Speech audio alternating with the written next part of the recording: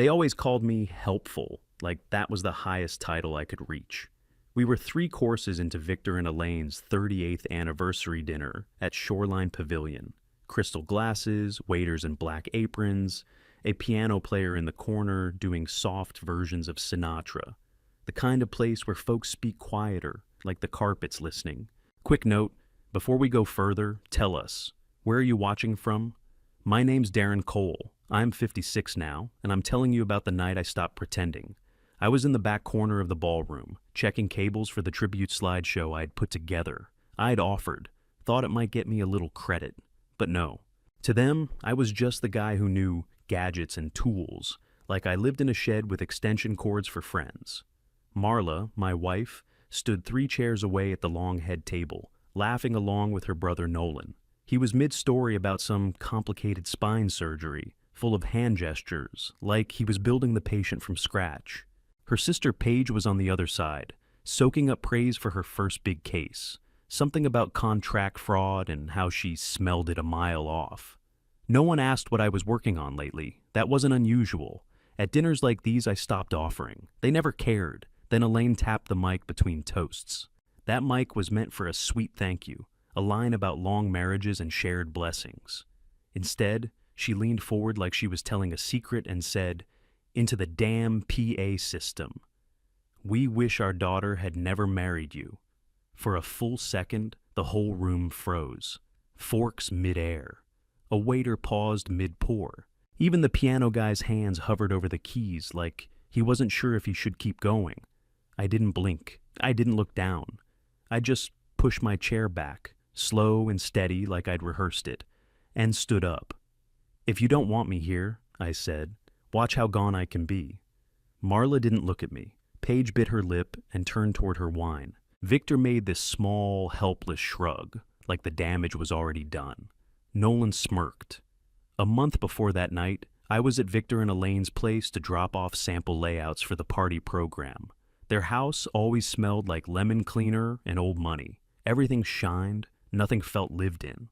Elaine waved me toward the dining room and said, "Just leave it on the buffet," like I was delivering a pizza. I set the folder down, and that's when I saw it. Another folder, half hidden under a glass dish of peppermints.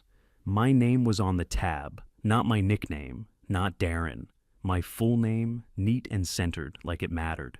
Curiosity didn't knock. It kicked the door in. Inside were printouts, bank headers, transfer confirmations, our joint savings account, the one Marla and I built dollar by dollar, skipping trips, saying no to upgrades, planning a small house expansion and a shop of my own someday.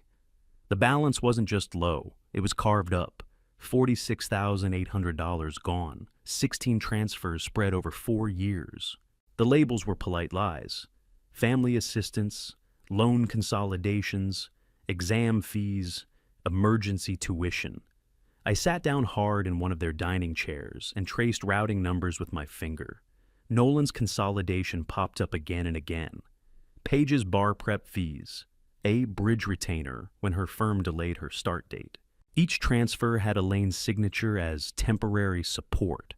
7 had Marla's co-authorization. 7. Then I saw the sticky note. Blue ink. Careful handwriting. The same hand that wrote church thank you cards and Christmas envelopes. His woodworking won't ever be more than a side thing. Focus on the real returns. I stared at it until my eyes burned. I'm a cabinet maker. I draft, mill, finish. I measure twice and cut once because mistakes cost real money. I'd been saving to open a small shop, Cole and Sons, even though I don't have sons. That line didn't just insult me, it erased me. I slid everything back the way I found it and left without saying goodbye. After that, I started paying attention. At dinners, Nolan was introduced as the surgeon, Paige as the attorney, me, Marla's handyman husband. They'd chuckle like it was a private joke I wasn't in on. When I mentioned a commercial bid I was putting together, Victor would pivot hard to golf or property taxes. Elaine would ask if I'd fixed their pantry hinge yet. I stopped talking and started listening. In their garage, I dug out old home videos under the excuse of digitizing memories. I switched on my phone's recorder and let it run in hallways, kitchens, back porches. They forgot I was there fast. Elaine said, "If Marla had picked better, we'd be in Boca by now." Victor said, "At least the other two are ROI positive." Nolan laughed and said, "Give him a year. He'll be crawling back for a loan." Paige said, "Practice husband taught her what not to do." I collected emails and texts too. Screenshots of the transfers. Marla's message to Elaine, "We'll replace it next quarter, Mom." Victor's reply in a separate thread. No paper trail beyond this thread. I labeled everything. Dates, amounts, sources. I wasn't guessing, I was counting. Back in my shop, surrounded by clamps and sawdust, I cut a test tribute video. Soft piano, family photos, smiles, vacations. The kind of thing people dab their eyes at and forget by dessert. Then I duplicated the file and built a second half. Bank statements slid onto the screen. Audio clips played over black frames. Photos of my finished work followed. The walnut credenza for the library. The maple island with hand-cut dovetails. The conference table that took me 90 hours. Pieces they never once shared or praised. I offered to handle the slideshow to save them the vendor fee. Elaine didn't even look up. "Don't make it weird," she said. "People like classic." Classic meant no surprises. A safe, shiny, flattering version of themselves. I nodded like I agreed. The night of the party, I sat at the tech booth with Ray, the pavilion's AV lead, former Marine, keeps his beard tight, his mouth shut, and his eyes on everything. I handed him a labeled thumb drive, SLIDE_A38. But the real file, the full one, was already loaded onto the venue's laptop, tucked into a generic folder and pre-linked to a cloud drive that would go live 35 minutes after I walked out. Ray glanced at the thumb and raised an eyebrow. "Back up," I said. He nodded once. Didn't need more. I'd built 3 backstops. First, an email draft to Victor's top construction clients, Nolan's hospital board, and Paige's mentoring committee. Each message included linked files, screenshots, and time-stamped notes. Nothing emotional, just receipts. Second, a scheduled post to my business page. Caption read, "What family support looked like when you weren't the investment." Third, a mirrored upload to a burner account, in case they tried to flag the originals. All timed, all clean. That afternoon, while they were in hair and makeup or fake laughing over cocktails, I rehearsed the sequence with Ray. We sat in the dim ballroom, with the lights low and the speakers hot. The opening minutes looked like a Hallmark ad. Wedding photos, beach trips, baby Nolan grinning like a model, soft piano, sepia tones, real tears if you didn't know better. Then I showed Ray the hard cut and one still. A bank statement overlaying a silent clip of Elaine wagging her finger at Marla. He watched for maybe 5 seconds before blinking slow. "If you're doing this," he said, "commit." I didn't answer. I didn't need to. I spent the next hour loading everything onto my phone. Timers set. Everything was queued. All I had to do was leave. I turned off every ringer, every alert, no second guessing. Around 7:40, Marla stopped by the booth. Peach dress, eyes flicking side to side. She leaned close, whispered just loud enough for me to hear. "Don't make tonight about you." I held her stare and nodded once. Ray rolled his chair back from the soundboard and stretched his neck. "You locked in?" he asked. I tapped my screen. "Tight as it gets." He didn't smile, but he didn't look away either. Just adjusted his headset and said, "Let me know when to fade." By 7:50, the ballroom was packed. A soft buzz floated over the clink of forks and glasses. Victor moved through it like a politician at a donor dinner, clapping backs, laughing a beat too loud, shaking hands like they meant something. Elaine glided behind him in a silver wrap that sparkled every time she turned toward a new face. Her smile said, "Gracious matriarch." Her eyes said, "Don't touch my purse." Nolan held court by the bar. Dark suit, no tie, collar open. He told a story about a spinal fusion he almost didn't take because it was too risky. Said the whole room gasped when he pulled it off. A group of women nodded like he was handing out oxygen. Paige was surrounded too, flipping between clerkship offers like they were baseball cards. Federal pays less, she said, but the doors it opens? Everyone around her leaned in, heads tilted toward them like plants chasing sunlight. And me? I moved plates, checked the projector cable again, passed out folded napkins to the servers who didn't know where the extras were stashed. Invisible's not always a curse. It's a superpower if you use it right. I made sure my angle to the exit was clean. Path clear. Sightline to the AV booth open, phone in my pocket, timer set. Victor's business partner raised a glass first. Here's to 38 years of excellence, he said, in marriage, in family, and in community. That set the tone. Warm, smug, rehearsed. Nolan stood next. Mom and Dad taught us that sacrifice matters, he said, gesturing like he was scrubbing in. They showed us how to work hard and invest in each other. People clapped. Paige followed. They raised us with values, she said, voice syrupy. Not just what looks good on paper, but what is good. The table lit up with polite laughter. Some woman near Elaine wiped a tear. Then Elaine stood, holding the mic like a prayer book. We're blessed, she said, slow and serious. This family, this life. It wasn't easy, but we built it, together. Her eyes scanned the table, landed on me, and stuck. Some choices, she added, we'd redo. A ripple of chuckles. Then she leaned forward, both hands bracing the tabletop mic, and let it rip. We wish our daughter had never married you. No shock, no gasps, just silence thick enough to chew. A man across from me blinked like he didn't hear it right. Someone's fork hit a plate. Marla stared down like maybe her salad could explain how we got here. No one defended me. They looked at me like I might explode. I stood. If you don't want me here, I said, watch how gone I can be. I pushed my chair back, buttoned my jacket, and walked smooth toward the aisle. Ray caught my eye from the booth. I gave him a small nod. He didn't move much, just settled his headset into place and flexed his jaw. He knew what was coming. Outside under the portico, the air felt cooler, like the night was giving me space. I stopped near a marble column and checked my phone. 7 minutes to the first email push. Everything's still green. I turned my ringer off and slid the phone back into my pocket. No speeches, no tears. From inside, the bass from the speakers and the chatter softened, like a radio left on in another room. Laughter rose and fell in waves. The party kept breathing without me. The pavilion had an employee smoking nook by the service door, metal bench, sand bucket, yellowed sign about breaks.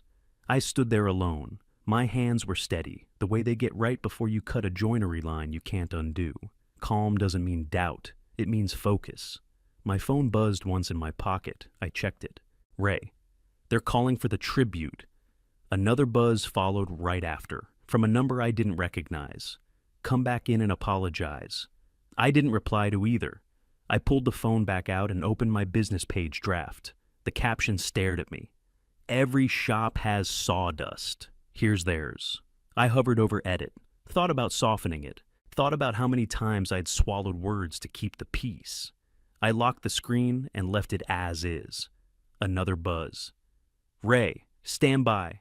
I leaned against the column and pictured the room. Lights dimming, chairs turning, Elaine squeezing Victor's hand, Nolan smirking, Paige checking to see if anyone important was watching.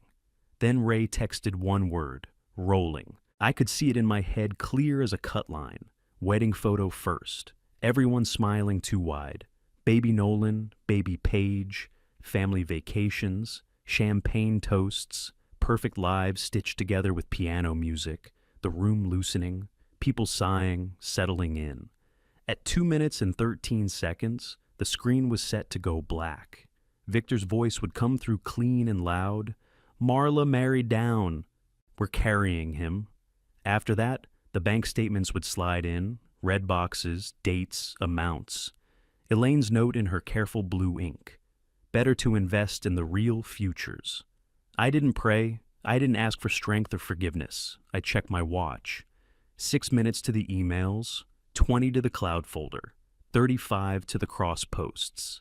Inside, applause swelled as the opening photos played. Out here, a staff member pushed through the service door and lit a cigarette, nodded at me without curiosity. I nodded back. Then I lifted my wrist again, watched the second hand click forward, and let the clock do its job. Ray's texts came fast. Silence. Confusion. Victor standing. I stayed where I was, back against the cool stone, eyes on the dark parking lot. Inside, the music cut. Then the screen went black. Elaine's voice came through the speakers, clean and loud. No piano under it this time. He'll never scale that cabinet hobby. I heard gasps leak through the doors. Someone said, clear enough to cut through the wall, "Is that her?" The screen lit up again. White background, black text, a clean account sheet. Cole household savings, current balance, $4,218. Prior balance, 51,018 red boxes snapped into place around 16 transfers. Dates marched down the side. Captions lined up neat and unforgiving. Nolan's consolidation, Page's bar fees, bridge retainer. The numbers didn't argue. They just sat there. Victor's voice layered over it, recorded at their kitchen table. ROI matters. He'll never notice. He doesn't handle finances. A sharp laugh from Nolan in the background. In another clip, Page said it like a joke she'd told before. He's training wheels. Then the photos shifted. My work filled the screen. A walnut credenza. I built for a public library, edges tight, finished deep enough to drown in. A maple island with hand-cut dovetails, no filler, no shortcuts. A conference table that took me 90 hours start to finish. Pieces they never once came to see. Over the images, Elaine again. Calm, certain. If Marla had picked better, we'd be in Boca by now. The room didn't breathe. The final hit played last. The line from earlier that night, caught clean by the tabletop mic. "We wish our daughter had never married you." It froze on a still frame of me at the table, hands folded, not moving. Then it cut to a photo from my wedding day. Me off to the side, holding someone else's coat while everyone else leaned into the camera. That's when the room tore open. A man in a sport coat shouted, "You robbed him!" A woman near the cake slapped her hand over her mouth. Someone laughed once, sharp and wrong. Victor bolted for the projector cart. 3 phones were already up, filming. Someone yanked a cable. The screen flickered, then kept playing. The mirrored laptop kicked in without a hitch. Ray didn't move. He stood at the console, hands flat, eyes forward, and let it run. The final slide came up plain and centered. Then it faded to black. Right on time, my phone vibrated. The first batch of emails went out. Subject lines stayed boring on purpose. Regarding the Cole Hartwell partnership. Links, screenshots, dates, no commentary. The body text was short. If you care about integrity in bids as much as I do in builds, you should see this. Inside, voices stacked on top of each other. Accusations, defenses, people who just wanted a better angle to watch it burn. Lines formed fast, not for cake, for answers. My phone buzzed again. Marla. I let it ring until it stopped. Another buzz. Nolan, then Page. I didn't pick up. 35 minutes after I walked out, the cloud folder went public. The business page post followed, then the burner account. Shares multiplied quick. Comments split down the middle. Some called me bitter, vindictive, unstable. Others wrote things like, "Been there," and "Don't back down," and "About time someone showed receipts." I shut my eyes and listened. Through the thick doors, I could still hear it. The chaos, the arguing, the sound of a family trying to shove toothpaste back into a tube. For the first time since I married into that room, I wasn't trying to fix anything. I wasn't explaining. I wasn't shrinking to fit the table. I wasn't asking for a seat. I already had one. Out here, alone, steady, with my name on it. By sunrise, my page had blown up. Comments stacked like cordwood. Shares kept climbing. A regional news blog posted the headline, "Anniversary gone off the rails." Blurry clips, half-accurate names. A screen grab of Elaine mid-sentence with her hand frozen like she could block the truth. My inbox turned into a circus. Angry cousins, neighbors I hadn't heard from in years, 2 reporters fishing for quotes, and 3 men I'd never met who said their in-laws pulled the same kind of family-first theft. One wrote, "Thanks for going first. You gave the rest of us a spine. Nolan called first." His voice dropped low and tight like he thought that made him scarier. "You wrecked my standing," he said. "Do you know what you've done?" I let a second pass.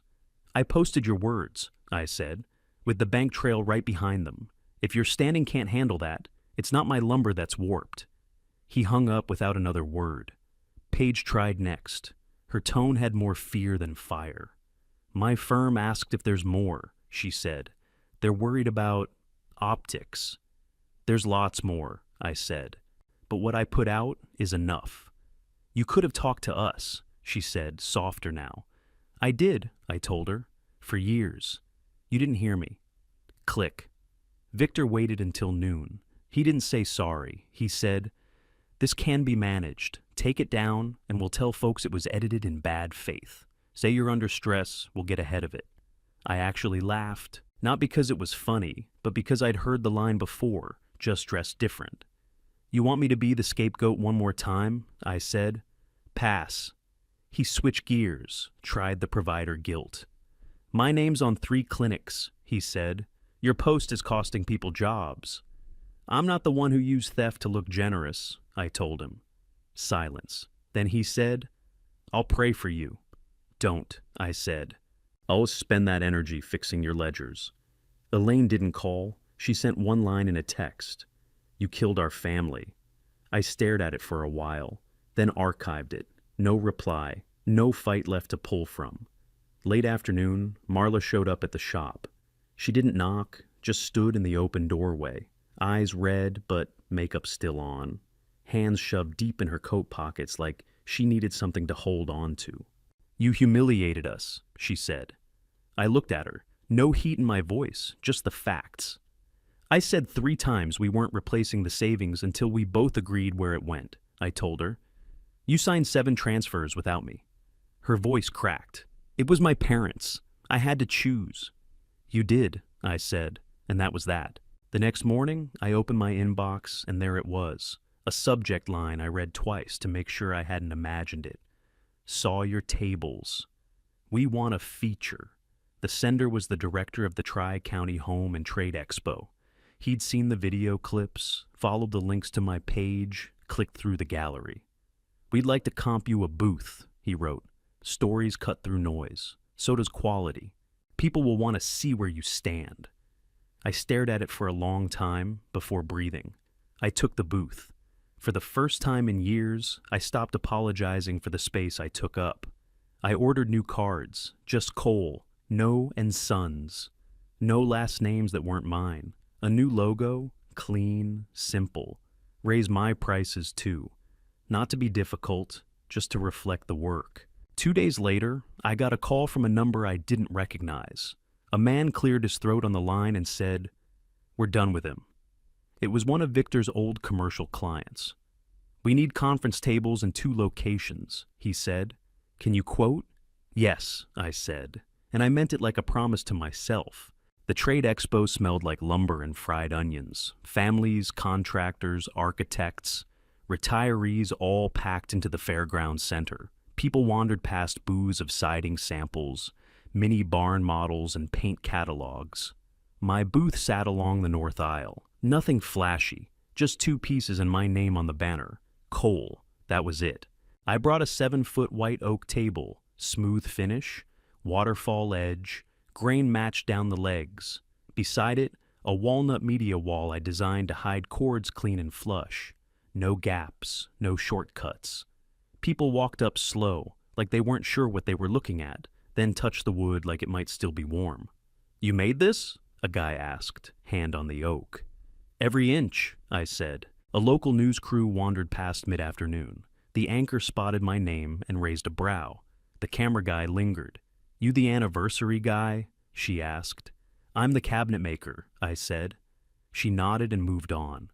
Orders started trickling in. A bar owner wanted 8 tops and a host stand. A woman building a co-working space asked about a live edge conference table and cubby storage that didn't look like an afterthought. I said yes to what fit, no to what didn't, kept my lead times honest, didn't underquote just to land a check. 2 weeks later, I signed the lease on a bigger workspace, 15 minutes from my old garage. Nothing special. Concrete floor, wide loading door, enough natural light to work without a headache. I painted one wall white and left the rest alone. I hired a part-timer, Benito, 19, always early, always asking questions that made me pause and explain what mattered. He reminded me of a younger version of who I might have been, if someone had made space for it. I stopped wearing my wedding ring. No announcement, no panic. I just left it in a drawer with old screws and backup driver bits. A week after that, Marla texted me a photo of it. The caption was a single question mark. I replied, "We'll do this the right way. Lawyers, not hallway arguments." She didn't text back. A month in, Ray showed up to the shop with a travel mug and a quiet smile. "You know you changed the room that night," he said. I wiped sawdust from my hands and leaned against the bench. "I didn't win," I told him. "I just told the truth." Ray took a sip and shrugged. "That's winning enough." The payback didn't come loud. It came in paperwork and silence. Victor's business partner called and asked if I'd give a statement, something about altered bids on a municipal job. I told him I'd share the emails and keep my part factual. He said that was more than enough. Nolan got reassigned. Non-elective rotations, the article said, while they assessed public trust. He posted a statement about privacy, integrity, and professional boundaries. The comments did what comments do. Paige's mentors paused a committee appointment. One of them had received my original email. She scrubbed her social accounts for a week, then came back posting beach sunsets and grateful heart captions like it never happened. Elaine ran into my sister at the grocery store, told her, "He's cruel." My sister, who used to roll her eyes about how quiet I was around Marla's family, looked her in the face and said, "He's my brother." That mattered more than I expected. Mid-November, an older couple came by the shop. They didn't say much at first, just ran their hands along the walnut wall like it held something more than wood. After a minute, the husband cleared his throat. "We lost a son," he said. "We said ugly things once. Took us 10 years to start making it right." I paused, not sure what to say. "I'm sorry for your loss," I said. The wife stepped forward. "Don't confuse taking back your life with cruelty," she told me. Then they bought the wall, full price, no questions. I walked them out, watched their car leave the lot, and sat down on the step outside. That moment felt like a kind of permission. Like I wasn't just reacting anymore, I was building forward. My lawyer filed the paperwork for legal separation. No drama, just 2 names on paper, and a split that already existed in every real way that counted. I didn't fight for the house, didn't want it. I wanted the shop, my tools, my back, my name. At night, I'd open the bay door and let the place cool down. The quiet had weight, but it didn't press on me. I'd sit on a stool, run my hand across a fresh board, and stare at it like it held the next piece of the map. They'd spent years telling me who I wasn't. I finally got the chance to show them who I am. 2 months after the pavilion night, my phone rang from an unknown number. I answered out of habit. It was Victor. He sounded smaller, like someone who'd gotten used to hearing no. "The phones don't ring like they used to," he said. "People talk." He asked me to meet him in the park behind their subdivision.